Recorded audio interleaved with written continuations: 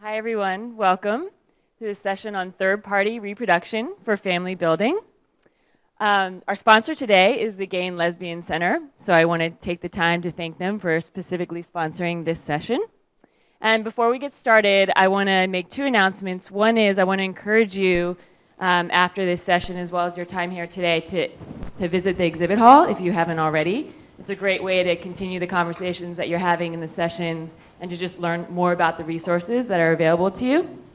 And for the folks online as well, I'd encourage you to visit fertilityplanet.com, where you can also learn more about the speakers that are here today, as well as some of the folks that are sponsoring all of the sessions today as well as yesterday.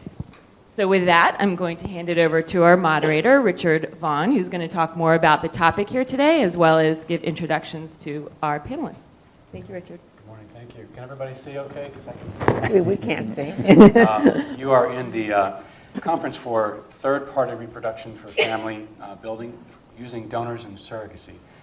So when we say third-party reproduction, we mean you need a third person to help you, either a donor of some kind or a surrogate.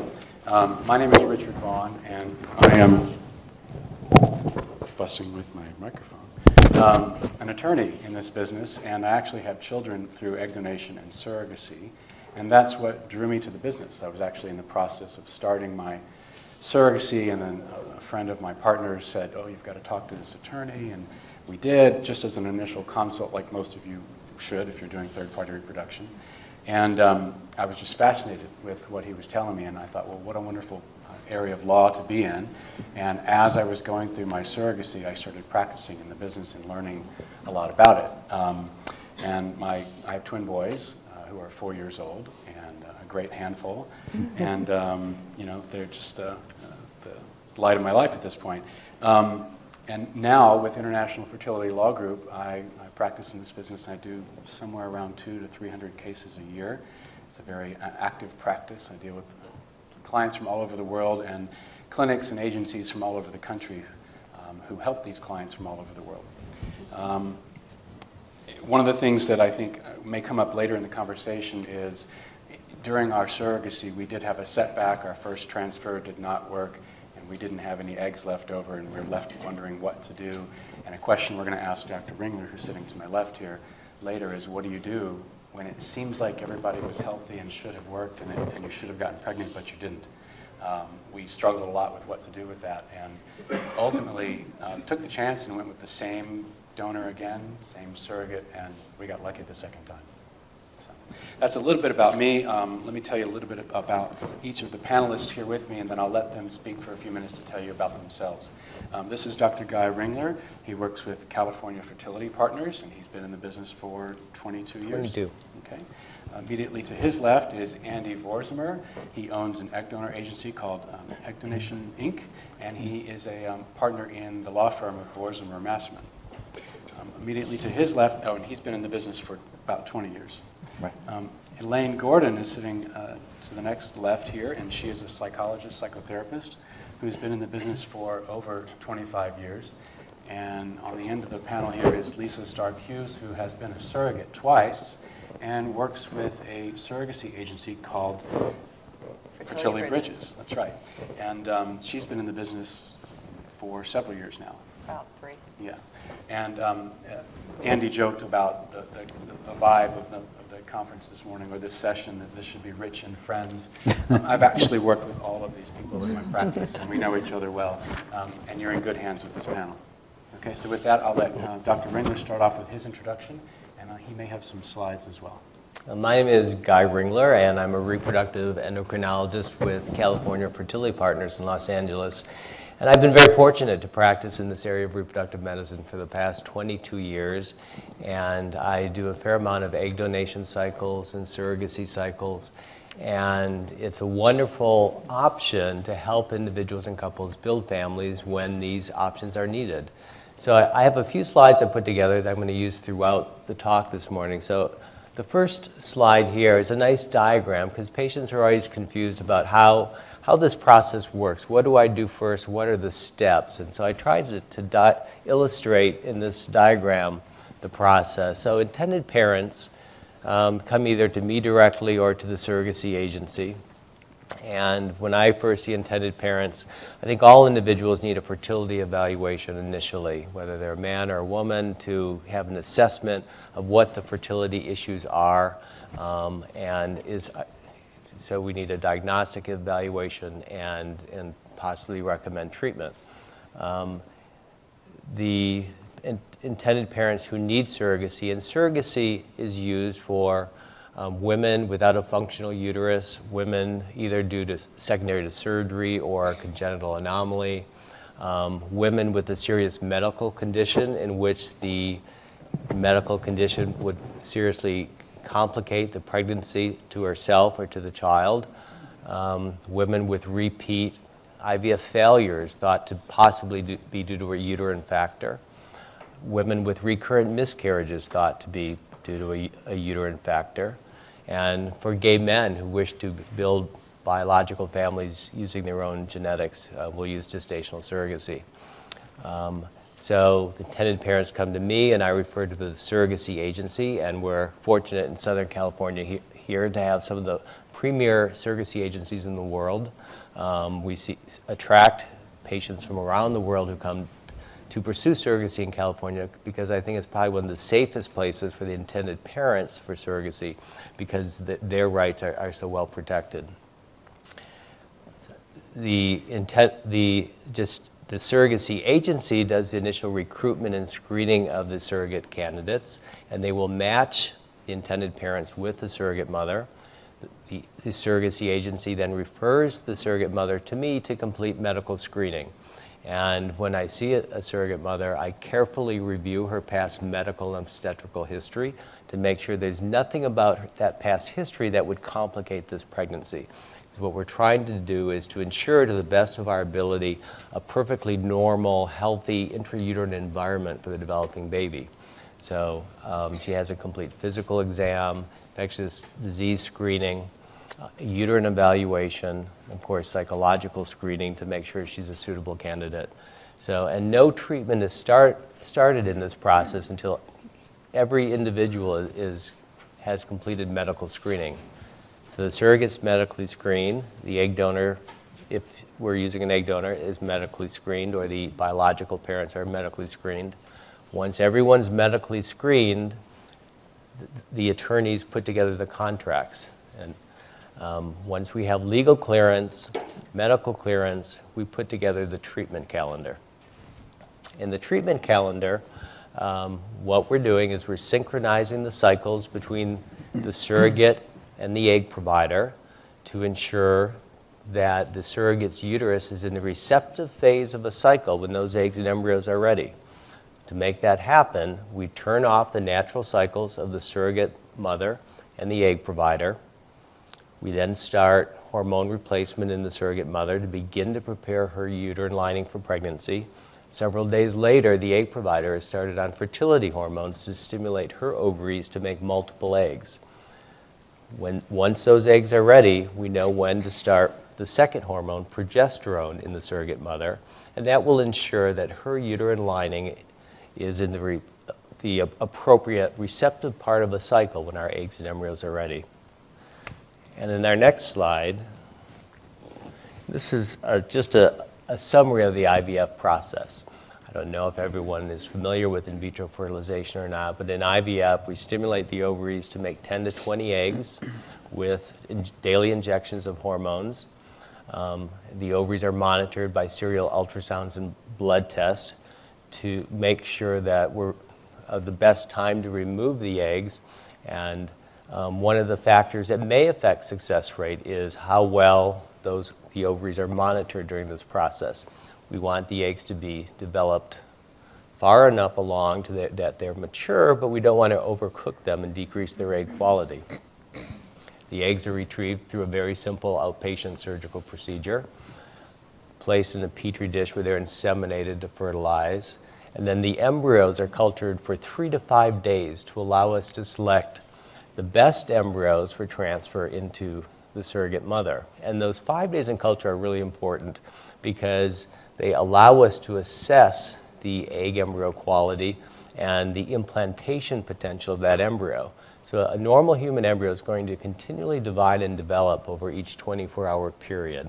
So after 3 days in culture, ideally an embryo should have 6 to 8 cells. By day 5 in culture, an embryo will develop into a sphere of about 100 cells, and that's called the blastocyst. Not all embryos will reach the blastocyst stage, and the blastocyst stage is a stage at which an embryo implants into the uterine lining. So by culturing for 5 days gives us the opportunity to select out the best 1 or 2 embryos with the highest chance of initiating a pregnancy. And the picture in the far right middle shows 2 very well-developed blastocysts that, in this case, were selected for transfer.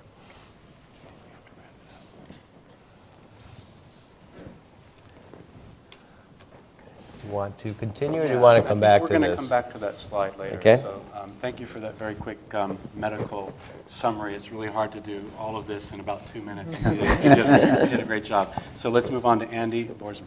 Yeah, very briefly, as Rich said, I'm an attorney specializing in assisted reproduction. My firm has been focusing on third-party reproduction for the last 20 years. We've been blessed to have helped more than 9,000 clients over that time frame become parents. We counsel intended parents that come to us about all aspects of assisted reproduction, surrogacy, egg donation, embryo donation, and sperm donation. We also handle, unfortunately, litigation that arises out of these arrangements, typically where agencies will mismanage trust funds or engage in other inappropriate practices. I'm also the CEO of Egg Donation Inc., an online egg donor database, and I'm honored to be here with the panel of such esteemed colleagues. Okay. Elaine? Okay. I'm Elaine Gordon, and I have the honor of working in this field for more than anybody else on this panel, apparently. Combined. Not quite combined, but you know, I started doing this work many, many years ago, and I've seen lots and lots of changes in the area of reproductive medicine. So the good news is there are many, many options to building families. The bad news is there are many, many options to building families, which leads to a lot of confusion. And that's basically where I think the mental health professionals can come in and help you, because not everybody, in fact, most people don't come into this world thinking they're going to have to use egg donation or surrogacy in order to build a family. And by working with a mental health professional, what I help people do is to do what's right for them. And that is going to be different for every one of you. Everybody has to come to their answer on what they want to do in their own way by exploring your feelings, some of the stigma around reproductive medicine, your wants, your needs, is different for everyone. And I think that's where the mental health piece comes in, that we help you, we guide you, we don't tell you what to do, because that's really your job, but we work with you so you can get on the right path and do what's right for you. I didn't come to this just by reading textbooks and getting professional degrees. I came to this through the School of Hard Knocks. So basically, I'm quite intimately familiar with a lot of the reproductive options, and I think it gives me a perspective that perhaps other people don't have. But at the same time, my answer is not your answer. So my job, as I see it, is multifaceted, is to help you do what's right for you. Now, Elaine, there are really 3 components that I want attendees to get a sense of today. And you help screen and evaluate egg donors. Right, and assess their capacity for understanding what they're doing. Right. Same with the surrogates. And with intended parents, it's not so much to assess whether they're going to be good parents, but to make sure they're aware of all of the issues involved in third-party reproduction, because there are definitely. Absolutely. Okay. And it's, you know, again, it's getting comfortable so they can do and go forward with the most integrity and dignity as possible and feel good. The goal is I don't want any surrogate, egg donor, or intended parent to have any regrets. And that's really the, you know, the focus of the work that I do with people. Okay. Thank you for that. And Lisa? I come from a large family. I have 5 sisters. There's a grouping 3 10-and-a-half-year break and 3 more. Out of all of us, we all have a variety of fertility. I'm not sure if issues is the correct word, but my oldest sister has endometriosis. My second sister had secondary infertility. The one just older than I and myself can't not get pregnant, no matter what we try. And then my sister, just younger than me, is in a same-sex relationship and doesn't want children, but she had lots of kind of more hormonal issues and ended up having a hysterectomy to correct those. And then my youngest sister also had secondary infertility. When I was pregnant with my youngest daughter, my oldest sister, who's one that struggles with infertility, they had already adopted a child, and she asked me if I'd be willing to be a surrogate for her. And they were thinking that they would probably use my youngest sister's eggs, just by the basic factor of she was the youngest. And I, of course, said yes, that would be fine. Obviously, I was pregnant, and we needed to wait until after that was completed, and I was done breastfeeding. And then a month before before my daughter was born, my sister had an opportunity to adopt a newborn. So she took that and decided not to pursue surrogacy. They were wanting 2 children, and now they had them. My sister, just below my oldest, also had adopted 2 children. And my parents had taken foster children from the time I was 4 weeks old up until I was in my 30s. And so we just had a very good connection to all the different, or lots of different ways that you can form a family and what that looks like. When I was ready to pursue law school, that thought came back of, I was willing to be a surrogate for my sister. She ended up not needing it. My daughter was about 2.5 at that time. And so I applied with an agency to be a surrogate. And I had a wonderful experience. I carried twins for a couple, carried them to 38 weeks, had a vaginal delivery. It was like perfect. And within a couple weeks, I had calls, will you do this again? And then I also started working for Fertility Bridges as a surrogacy coordinator at that time. And since then, I've done another journey where I carried a single for a same-sex couple.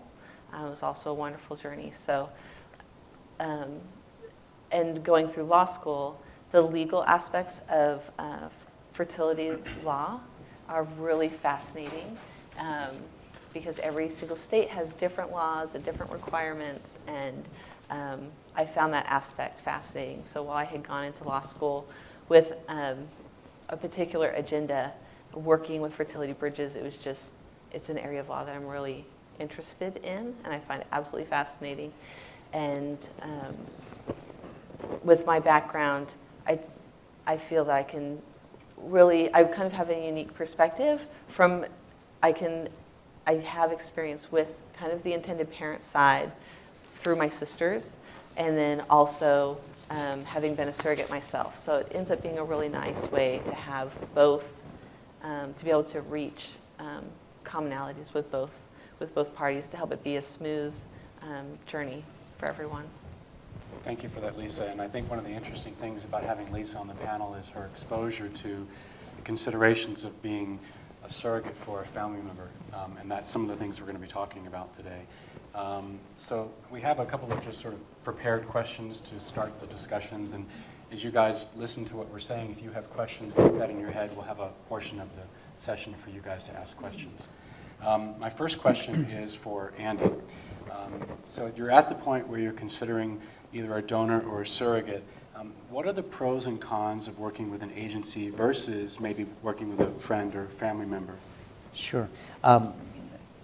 Right up front, I'm a huge proponent of working with agencies, not because I happen to own an egg donor program long before I purchased that company in 1994, I've always advocated to my clients that they strongly consider the use of an agency or, at a minimum, a concierge service, which is a relatively new development in this field.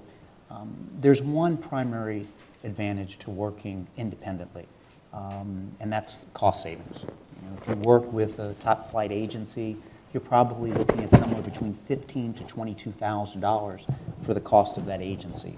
Whereas if you work with a family member or friend, you've obviously just saved a significant amount of money. And when you think about the cost of this entire process, it could realistically run as much as $125,000.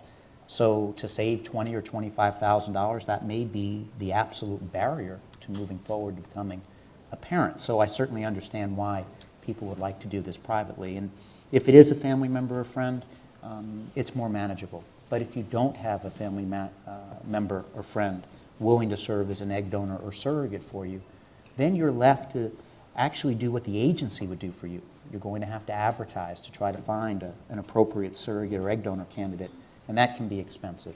You then have to pay to have those candidates screened by someone like Elaine and Guy, and that can be expensive. And statistically, with some of the top-notch agencies that we all work with, there's a rejection rate of up to 93% with respect to the number of surrogates that apply to an agency who will ultimately be rejected for medical, psychological reasons, or because they don't meet the appropriate protocols. So if you think about how many surrogates, as an example, you would have to screen before you found a suitable candidate, realistically, you would have to screen 10 surrogates before you have one viable candidate. And that candidate may not be someone who really meshes with you from a personality standpoint.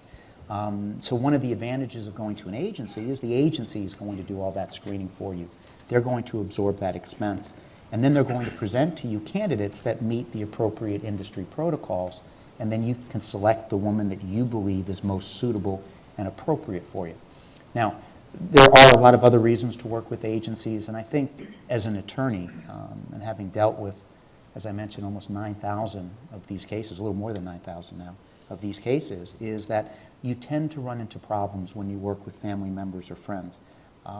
Oftentimes the family member or friend believes that they should have a greater degree of involvement and participation, not only in the pregnancy, but in the course of that child's life, which tends to cause conflict. And from my perspective as an attorney, I think the most important aspect, and this may seem somewhat surprising, is not necessarily the contract you have with the surrogate or the lawyer that you selected or the agency that you work with, but instead the bond, the relationship you form, particularly with your surrogate. And if you're doing this independently, you're left to manage the entire arrangement. You're there to evaluate whether or not the reimbursement expenses she's submitting is appropriate. You're dealing with the travel logistics and the doctor arrangements and the screening. And it depersonalizes the situation.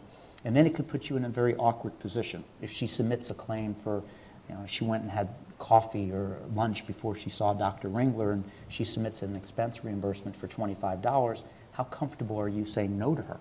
You're probably not, and that tends to build up resentment. Whereas you have the agency who can play that good cop, bad cop role, and you simply focus on the relationship. So while it does seem somewhat attractive to do this on an independent basis, and certainly there are some cost savings that can be found, I think in the long run, it can be a recipe for disaster. And when I look over my career, most of the cases that have had problems have been done on an independent basis, not where an agency was involved.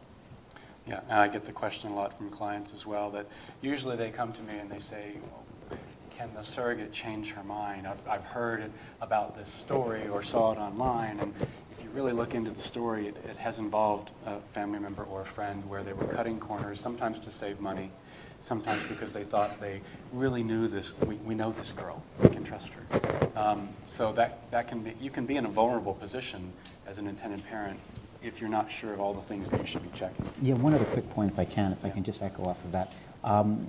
A lot of the people that do this independently will find their surrogates on a place like Craigslist or Surromoms Online, which otherwise can be really good resources, but not necessarily for family building.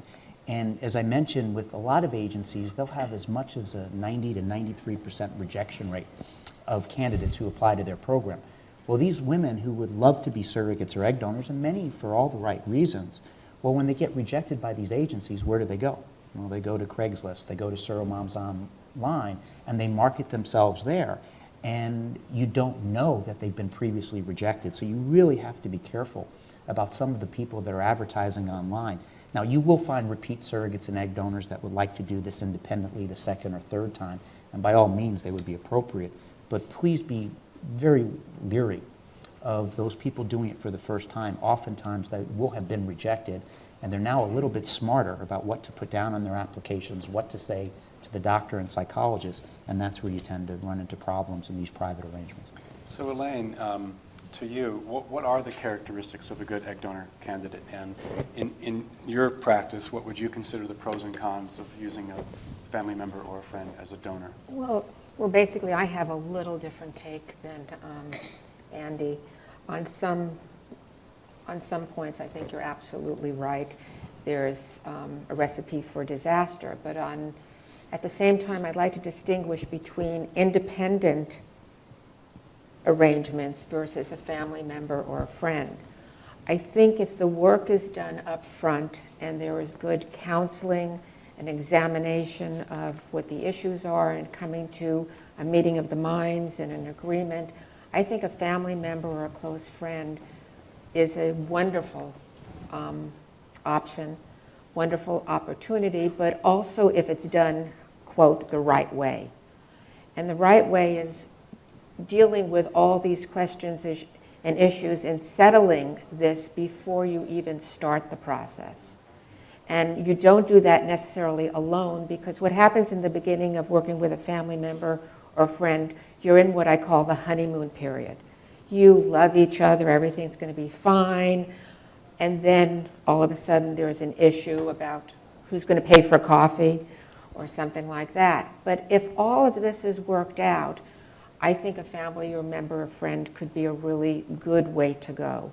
Not necessarily only for the money-saving costs, but I think it enriches the family dynamic in a lot of ways.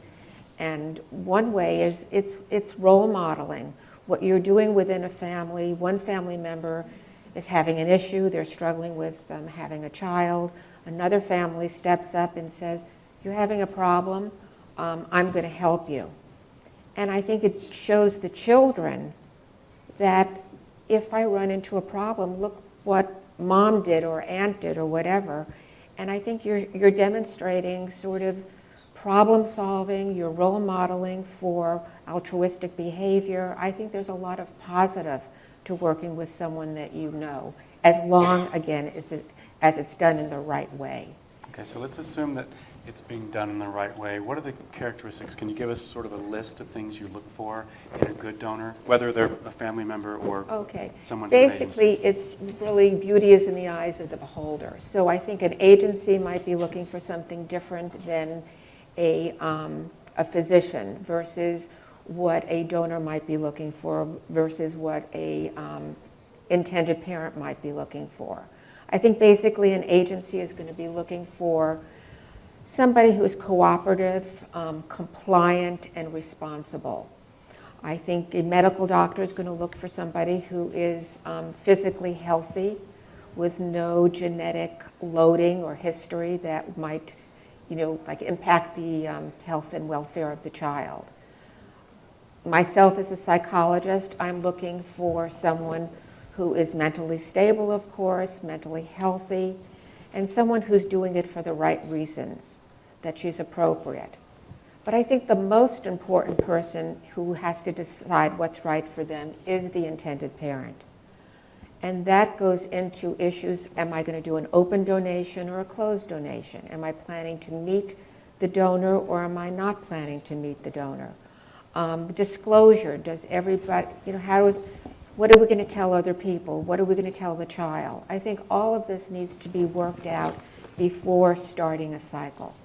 So I think basically it really depends on the frame or the perspective of the person participating. And I think we have multi-perspectives on this in terms of what makes a good donor. But what I always tell people, the bottom line for the intended parent is you have to feel good about who your donor or surrogate is. If you don't feel good about who she is the wrong donor or surrogate for you.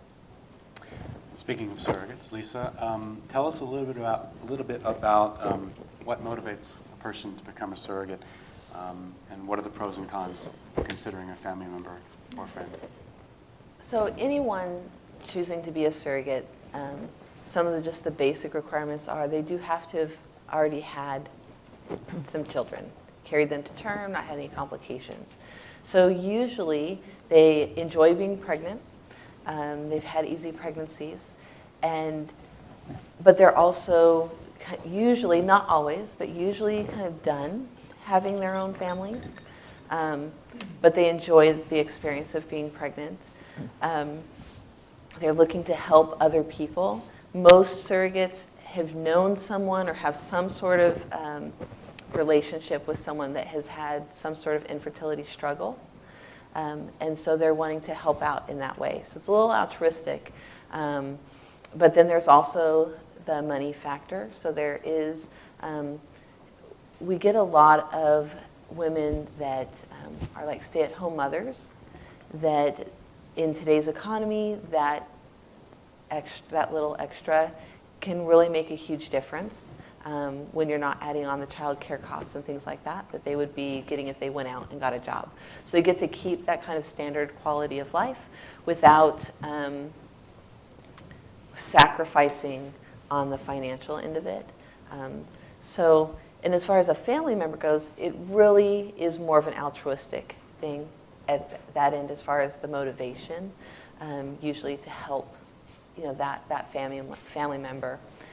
In my family, we were still going to keep it a gestational surrogacy, where they were going to use my youngest sister's eggs, and I would carry. But I'll be honest, I had offered to do traditional surrogacy for her if that did not work out. And it really depends on your family dynamics and your family relationships. Do you all know what traditional surrogacy is versus, does anyone not know? Okay. Traditional surrogacy is where the woman who is carrying is also providing her eggs, versus gestational surrogacy, where you have a separate person providing the eggs, and the woman carrying is just carrying.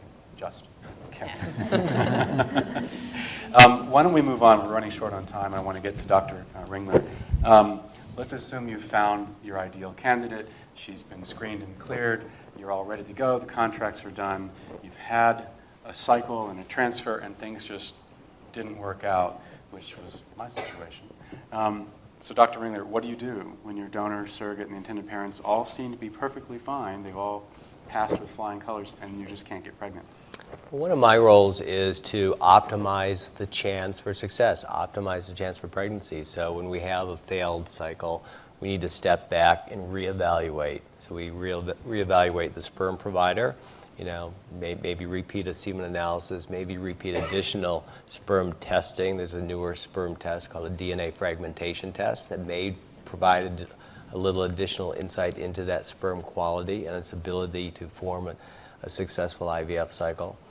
We may go back and do a karyotype on the sperm provider to pick up a rare translocation in the sperm provider.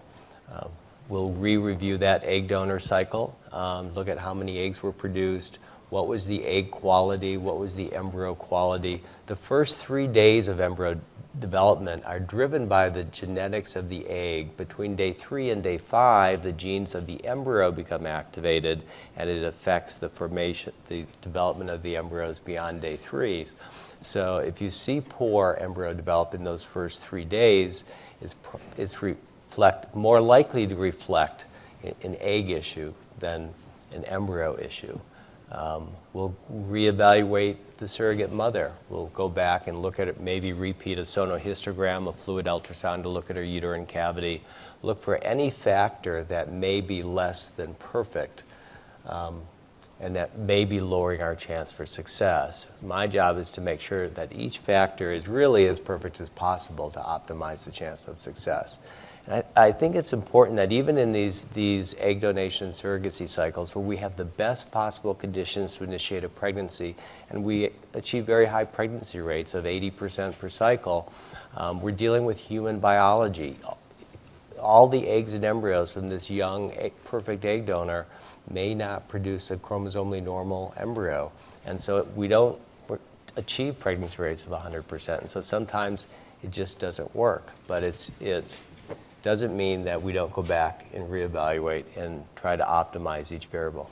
I think there's a tendency with some of the clients that I've represented, even in myself, when you're going to all this trouble and you've got all the doctors and the lawyers and the psychologists and the insurance and the money involved in the science, you're sort of programmed to think, well, it's got to work. And I think your comment about sometimes it just doesn't. There's still a little bit of nature involved in all of this, and you have to be prepared for that. As you were saying, Elaine, you have to know before you get involved what the issues are, what the chances of success are, etc. I think we now need to turn to some questions. Does anyone in the audience have some questions? We have a few minutes for that, and then I think we may take some online questions as well. And we're going to put you on a microphone, so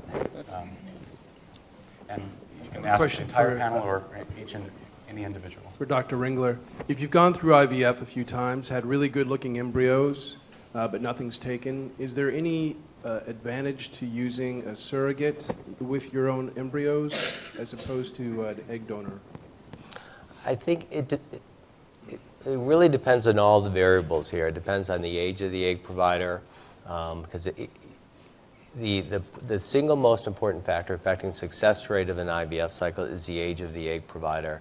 And so over the age of 35, the egg embryo quality begins to decrease, and we'll see a gradual decrease in pregnancy rates, especially over age 40.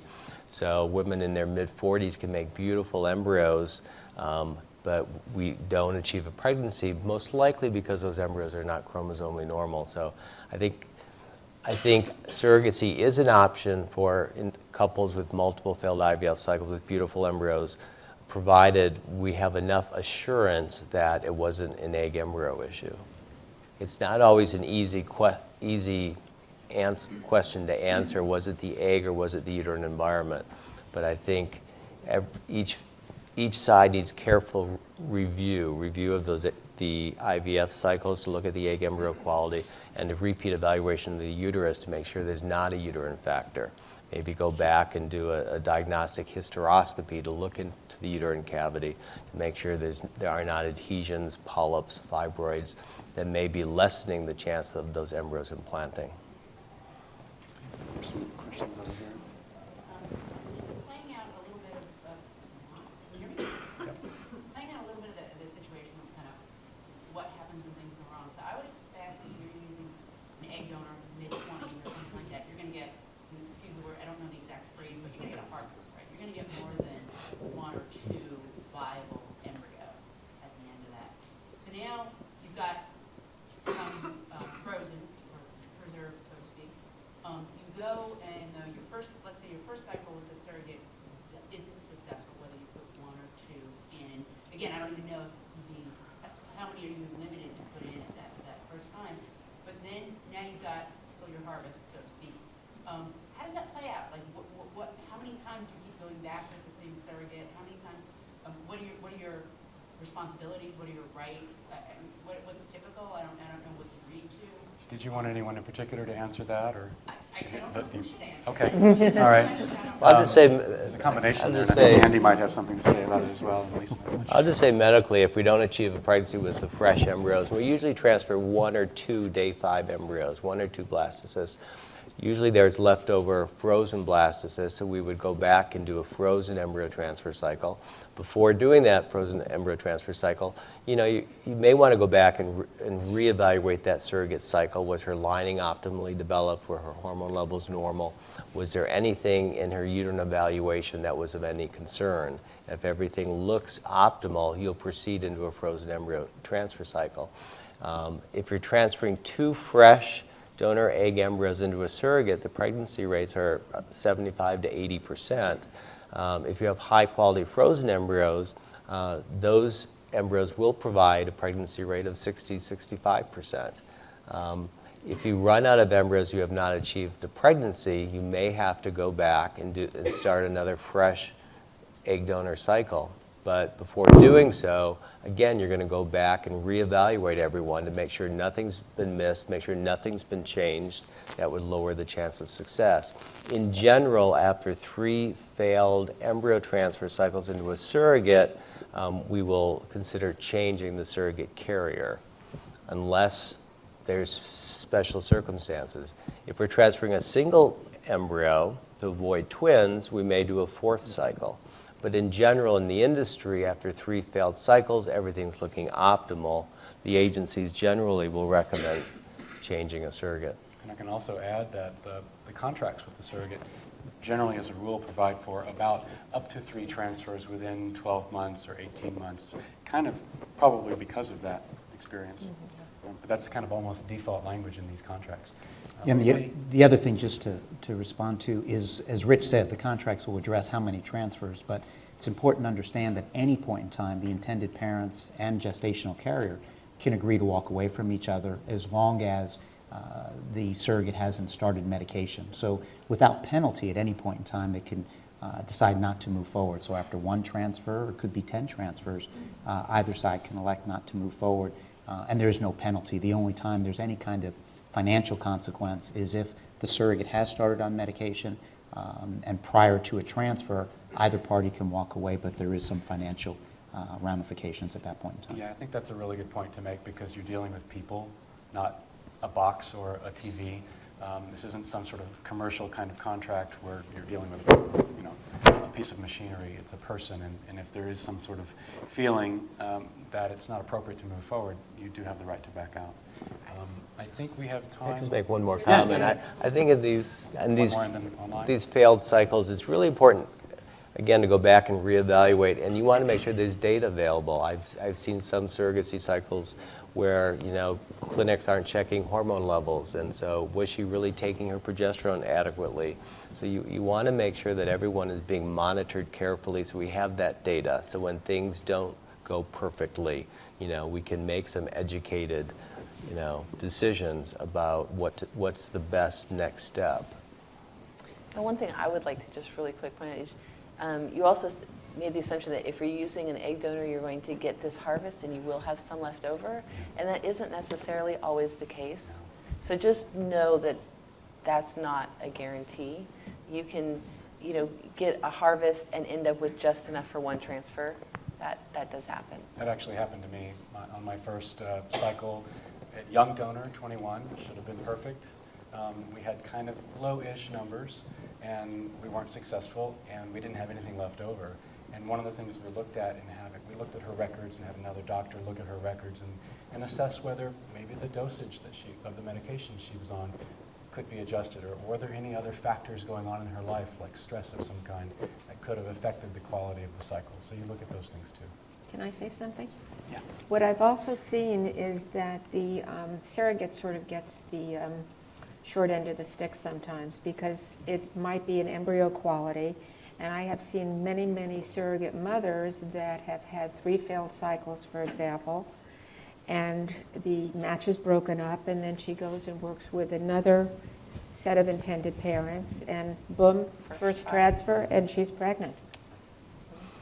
But Elaine, don't you think sometimes the surrogates feel bad because they're not getting pregnant? Absolutely. The intended parents feel bad, so maybe that switch, you know, has more than a medical need, just to keep everybody And one thing moving to keep forward. in mind too is generally that is the surrogate's first time experience ever with a failure at getting pregnant. So even though usually the intended parents have some experience with that, you've been struggling. Most parents do not jump to, we're going to have a surrogate. There's usually some journey involved there before you got there. So you have some experience going into that to have, you know, I tried and I'm not pregnant. For a surrogate, that is generally their first experience having that happen. So it's really important as an agency for us to deal with the emotional needs of both parties, because it really isn't fair for the intended parent to then go and share that disappointment, because then directly with the surrogate, but without having talked about that, because the surrogate then feels like they have let the intended parent down. And and they're wondering, what have I done, and what could I have done better? And it doesn't necessarily mean that it's their fault, but it's just like you have had to go through that with your own struggles, that whole conversation. It's usually their first time having to have that conversation. It's important to really kind of work through that together. And I don't know that it's always good to immediately just say, oh, we're going to move on. Because then it is really rewarding, and it can be more of a bonding experience for the surrogate and the parents if the surrogate does have that experience once, and then it achieves on the second transfer, and they've worked together through that, and it can create a really close bond. So, but like I said, it's very individual, an individual case basis, just like Dr. Ringler said. Yeah, great point. Thank you. Do we have online questions, or you want to do more from the floor? Okay. So I would be a good candidate for having a surrogate for health reasons.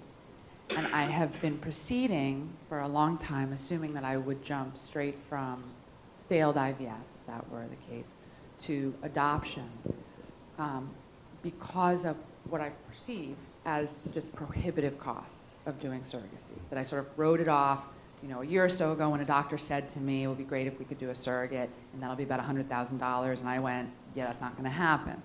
So I would love to hear you guys speak to the sort of the range of options in that. And I'm going out on a limb, I would guess, Andrew, you have strong feelings about, must be with an agency, must be.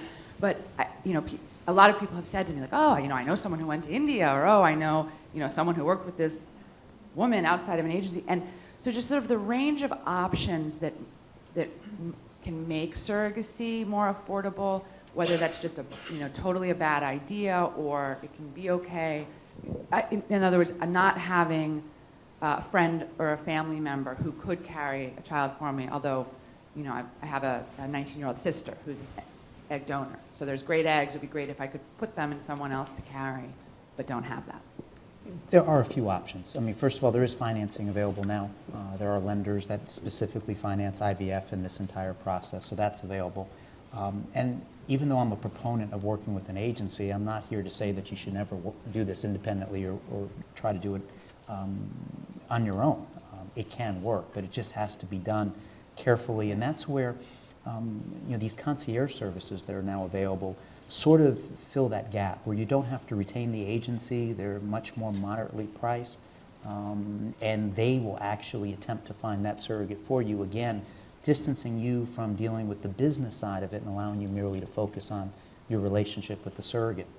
But I also know that a lot of professionals that I work with will do this on a pro bono basis. I've had a policy since we started practicing in this area that you pay us what you can afford, and if you can't afford to do it, I will donate my services and I will reach out to other professionals to do this as well. So there are ways that you can minimize the cost. There are plenty of people in this field that are dedicated to helping people become parents, and we'll find ways for you to do this. So please, definitely don't go to India. That is something I'm almost unequivocal about.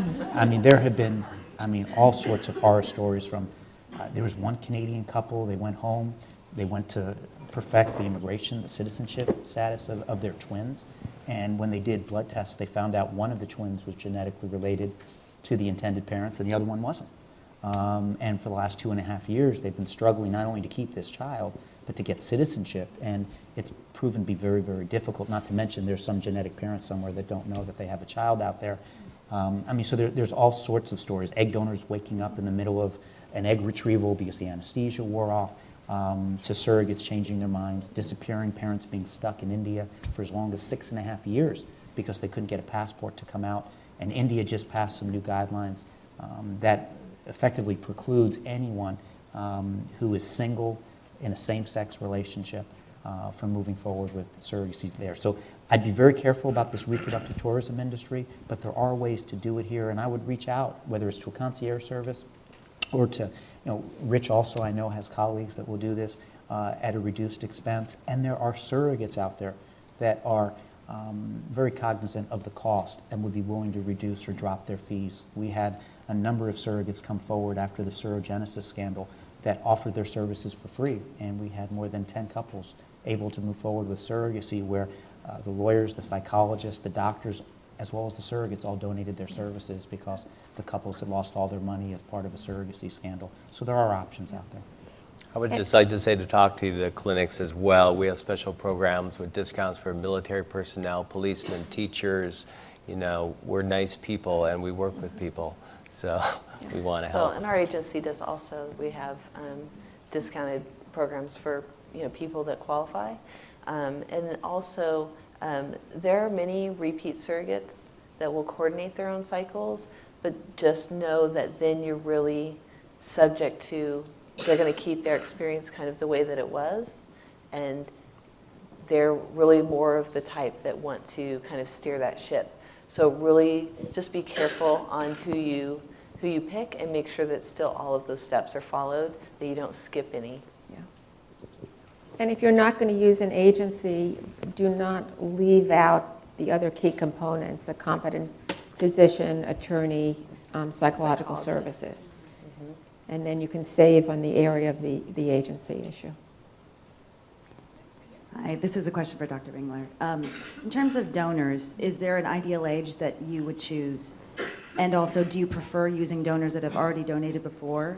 And also, what do you see on their first visit? Anything truly viable in terms of quality? Is it more just quantity? Okay. Ideally, I recommend an egg donor to be between the ages of 20 and 28. As I said earlier, probably the single most important factor affecting success rate of IVF is age of the woman producing the eggs. The ASRM recommends that egg donors are under the age of 35. Generally recommend under age 30, 20 to 28. When they come in, and I want someone with, ideally, with regular menstrual cycles. History of irregular cycles, generally the egg quality can be a little more variable. Someone of normal body size, not too thin, not too heavy, again, because of the increased chance of having irregular cycles, it may adversely affect egg quality. We check ovarian reserve, and there's 2 blood tests that are important to me. There's a FSH level, follicle stimulating hormone, on the 3rd day of their period. And women of reproductive age should be between 5 and 10. Another blood test is called anti-Mullerian hormone, or AMH. That can be done any day of the cycle. You want your FSH to be low, 5 to 10. You want the AMH to be high. They're both predictors of response of the ovaries to medication in the treatment cycle. So a normal response for a young woman of reproductive age should be to make 10 to 20 eggs. That's what we always hope to retrieve. A 3rd test that we do is an ultrasound in the beginning of the cycle. An ultrasound on day 2 or 3 of menses, you can see how many antral follicles have been recruited for that month. Because every month the ovaries recruit a whole group. In the natural cycle, one of those follicles is selected as the one that's going to ovulate. That one grows and the other ones fade away. All the follicles that have been recruited are the ones that we're going to stimulate in that donation cycle. So ideally, a young egg donor should have approximately 14, 15 follicles in total between the 2 ovaries. If a donor candidate comes in and I see 2 or 3 follicles on each ovary, that predicts a low response to medication, which means even though she's young, I'm going to have fewer eggs and embryos in culture, fewer embryos to select from. Because ideally, we want to culture those embryos for 5 days and select the best 1 or 2 embryos. I'd like to select the best 1 or 2 blasts from a group of 6 or 8 than 1 or 2 out of 3. It's going to allow me to be more selective, and it's going to optimize your chance for success. And for recurring donors or? And I always prefer to use a donor who has cycled before, just because it gives me more data. I know how many eggs she produced, how many embryos were there, was there a pregnancy. So that is, it is beneficial to have that donor who cycled before. If you fall in love with this first-time donor and everything looks perfect, I think that's fine. I just don't have that added data on how she did in her prior treatment cycle. Elaine, I have a question for you. It seems in the conversation of adoption, the idea of open adoption is pretty generally accepted as what's best for everybody involved. When it comes to egg donor, I'm just curious, kind of in the kind of the breadth of what that means, from families and adoption all getting together versus anonymous donors. and it seems that there's a lot of information that donors prefer to be anonymous. Well, you asked a question that is one of my favorite subjects, and so many people do not necessarily agree with my perspective. My feeling is the best person to select a donor is you. We can help. I think it's I am an advocate of open egg donation, where you actually meet your donor. That doesn't mean I don't work with people that do it anonymously. I think it's healthier for the family. It's in the best interest of your child, and I think that's where you have to really start with. What is in the best interest of your child? What kind of a story are you going to tell? It shows you had an issue, you had a problem, and you resolved it. Secrets in families cause problems over time. So the open donations that I've worked with have worked out beautifully. I don't have any memory of people that have done a open donation where they've had any regrets. I have worked with people where they've done it anonymously, and it's as if someone moves into their house, a stranger moves in that they don't know. I'm not talking about the baby, but it's just, you're always looking over your shoulder. You're in the grocery store. Is that my donor? Is that my donor? Openness, honesty. You have to understand that these donors do not see themselves, nor do they want to be the mother of this child. They're intentionally trying to help you have a child. So they're not the threat that some people think they are. Did I answer your question? And it's very empowering. I mean, think of it from your child's perspective. It's very empowering to say, we wanted you so badly that all these people came together to help you be here. I mean, that's a totally different story than what a lot of people think, our parents think of, you know, somebody else is going to want you. And it answers all of those questions. As the child has questions, as they grow older, they can just be answered. They don't have to carry that around with them. This is wonder. definitely a meaty topic for discussion. I think Yeah. if you have more questions, I know Elaine would be happy to talk with you afterward. I think we have time for one more Yeah, one question, more and then we'll have to wrap Well, up. it was kind of going on that track. I was asking Elaine a question. Have you worked with people that were either sperm or egg donor that were not a friend or family member, and they end up being a part of the child's life as either a co-parent or having some kind of limited role where, because eventually the child's going to want to know where they come from, and they and probably want some kind of involvement with the sperm or egg donor. But I was wondering if you worked with any cases where the person was not someone they initially knew, either they met online or through some other means, and then when it turned into a successful kind of modern family arrangement. Well, again, I think this is just individual. Was that directed toward me? Mm-hmm. Okay, I just wanted to double check. I have worked with those situations, and what happens is it's not that the donor becomes part of the family system, but sometimes over time, the child will meet the donor, not because they look at the donor as mother, father, or whatever, but they're a curious child. We don't know what kind of child you're going to have. You might have a child that wants to know everything. You may have a child that life is as it is and they're happy. So it really depends on who this child is in terms of their interest in meeting the donor down the line or not. But they don't look at that person as a parent. They look at them as the nice person that helped their mom and dad. And that's sort of a healthy frame for that kind of a situation. And if I could just really quickly, when we talk about anonymous versus open, I think there's some misperception. In the old days, particularly when they did sperm donation, the doctor would select the sperm donor. You may get a first name and a baby photo. Today, when you select an egg donor, even on an anonymous basis, you have complete access to her profile. So you'll have photographs from her from being a child until almost the day of her donation. You'll have information about her medical history, her academic history, her personality. You really get a full sense of who she is but you won't have her last name and she won't have your name. So that's something that many of my clients will preserve. And even if they're going to do it on an anonymous basis, they'll provide their child at the appropriate age with the profile of their donor, so that child does have a sense as to who that woman was who donated the genetics. And you can also do, depending on everyone's agreement, a kind of a hybrid situation where the donor remains anonymous. You might even get to meet her prior to the donation. And you might also want to consider whether the donor is open to being contacted in the future. Again, remaining anonymous, but maybe meeting 10, 15 years down the road if everybody is still in agreement with that. So there are ways to sort of blend all of that together.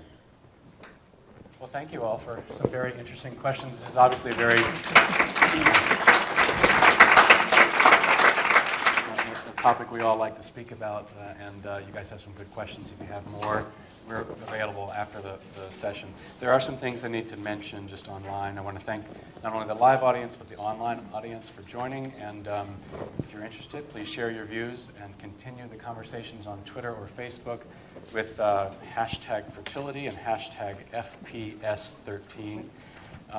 You can view all of these programs on fertilityplanet.com for free all weekend and then on demand starting tomorrow.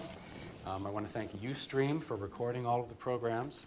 Of course, thanking all the panelists for being here and for sharing their experience and their expertise. And again, thanking the sponsor of the session, the LA Gay and Lesbian Center, for supporting this session. Thanks, guys. Good job, morning show.